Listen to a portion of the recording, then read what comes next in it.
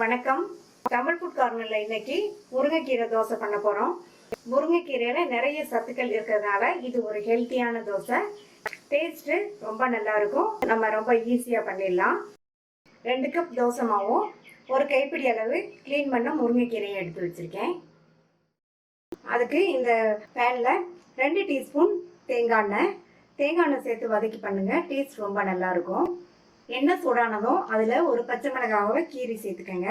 கூடவே ஒரு பூண்டு, இந்த பூண்டு பச்சை மிளகாய் ரெண்டையும் லைட்டாக வதக்கி விட்டுட்டு க்ளீன் பண்ணி வச்ச ஒரு கைப்பிடி அளவு முருங்கைக்கீரையை இதில் சேர்த்துட்டு கீரையை 1/2 நிமிஷத்துக்கு எண்ணெயிலேயே வதக்கி விட்டுக்கங்க. இப்போ கீரை வதங்கிடுச்சு. இது கூட ஒரு 10 போல மிளகு, 1/2 டீஸ்பூன் சீரகம் சேர்த்து மறுபடியும் லைட்டாக வதக்கி விட்டுட்டு ஸ்டவ் ஆஃப் பண்ணிடலாம். நல்லா ஆறிடுச்சு. மிக்ஸி ஜாரில் சேர்த்தாச்சு. இது கூட 4 சின்ன வெங்காயம் சேர்த்து கொஞ்சமாக தண்ணி சேர்த்து இதை நல்லா நைஸாக அரைச்சிக்கலாம். நல்லா நைஸாக அரைச்சாச்சு. இதை நம்ம எடுத்து வச்ச தோசை மாவோட சேர்த்துடலாம். இதில் மிக்ஸி ஜாரை கழுவி கொஞ்சமாக மட்டும் தண்ணி சேர்த்துக்கலாம். தோசை மாவில் ஏற்கனவே உப்பு இருக்கும். இப்போ நம்ம அரைச்ச இந்த விழுதுக்கு மட்டும் கொஞ்சமாக உப்பு சேர்த்துட்டு இதை நல்லா ஒரு தடவை கலந்து கொடுத்துக்கலாம்.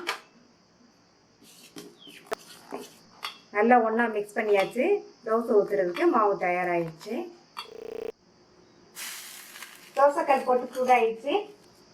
ஒரு ட்ராப் எண்ணெய் விட்டுட்டு நல்லா இந்த மாதிரி தொடச்சி விட்டுட்டு தோசையை ஊற்றிடலாம்.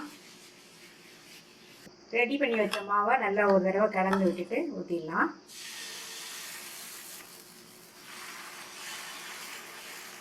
உங்களுக்கு எந்த திக்னஸ் வேணுமோ அந்த திக்னஸ்க்கு ஊற்றிக்கோங்க. நான் வந்து மெல்லிசாக விடுறேன். இந்த மாதிரி மெல்லிசாக விட்டோம்னா குழந்தைங்க வந்து விரும்பி சாப்பிடுவாங்க. அடுத்து தோசையை சுற்றியும் தோசை மேலேயும் கொஞ்சமாக எண்ணெய் சேர்த்துக்கலாம். நான் வந்து நல்லெண்ணெய் சேர்த்துருக்கேன். இதுக்கு பதில் நீங்கள் நெய் விட்டாலுமே ரொம்ப நல்லா வாசனையாக டேஸ்ட்டாக இருக்கும். நீங்கள் எது வேணாலும் விட்டுக்கோங்க. இப்போ மூடி போட்டுடலாம். ஒரு சைடு வெந்ததுக்கப்புறமா திருப்பிக்கலாம். இப்போ தோசையை திருப்பி போட்டுடலாம்.